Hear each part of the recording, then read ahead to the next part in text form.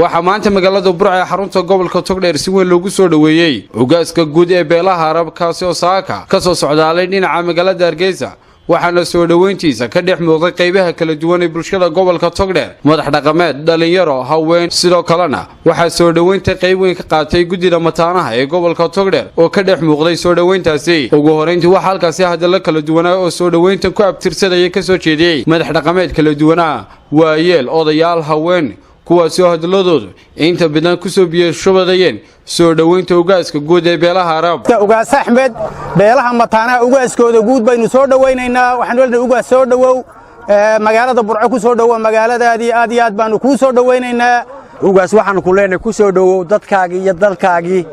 qalbi furan baanu kugu soo dhaweynaynaa qalbi furan waanu kugu soo dhaweynaynaa sida ogtihiin ugaasku waa ugaaskii guud beelaha mataanaha oo maanta booqasho ku yimi isagii wafdi ballaaran oo hogaaminaya gobolka Togdheer khaasatan magaalada madaxda Burco Suldaan waxaanu ku leenahay ugaas aad iyo aad baanu ku soo dhaweynaynaa qalbi furan iyo waji furan iyo indho furan iyo aad iyo aad farxad lebaanu aad kuugu soo dhaweynaynaa adiyo wafdigaaga ballaaran ee hogaaminaysa mataanaha ugaaskii ku soo dhaweynaynaa si ballaaran ugu soo dhaweynaynaa magaaladiisii dadkiisii beelihiisii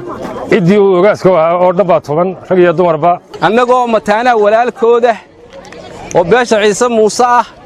waxaannu leenahay waannu idin hambalyaynaynaa horta annaguna walaalkii baannu nahay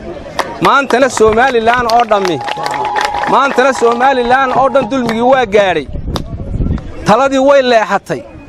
waxa loo baahan yahay qorraxdaas soo baxday mataanuhu in ay gaadho wada Somalilan oo dhan ay gaadho waxaanu soo dhaweynaynaa suldaanka ugaaska beelaha mataanaha ayaanu soo dhaweynaynaa ku soo dhawow ugaas waxaanu maanta halkan ku soo dhaweynaynaa ugaaska guud ugaas Axmed waxaan leenahay ugaas soo dhawow magaaladii Burco iyo gobolkii Togdheer ba ku soo dhawow dhammaan dadkii gobolka Togdheer ba ku soo dhaweynaya anigoo ku hadlaya afka madax dhaqameedka gobolka waxaanu ku leenahay ku soo dhawow gobolkaagii iyo magaaladaadii aanu kaaga soo horeyno kugu soo dhaweynayno insha Allah ugaasku wuxuu ka mid yahay madax dhaqameedka kartida leh ee la fahmo hadalkooda iyo mabaadidooda mabdiisa iyo waxa uu aaminsan yahayna sida xorta ah uga hadla waa sababta reer Burco aad kugu soo dhaweynayaan way jecel yihiin qofka hadalka cad reer Burco ee wuxuu ka hadlayana uu xorta ah la fahmo saadarteed bay saaxiib dhow kuleeyeen reer Burco ugaaska guud ee beelaha Arab ayaa u mahad celiyay cid kasta oo ka qayb qaadatay soo dhaweyntiisaasi waxaana hadaladiisa kamid ahaa madax dhaqameedka wax garadka aqoon-yahanka iyo dhammaan hablahayga dumarka oo dhan ma ay hablahayga soo dhaweyntayadan ka soo qayb galay waxaanu leenahay kathar alif khayrkum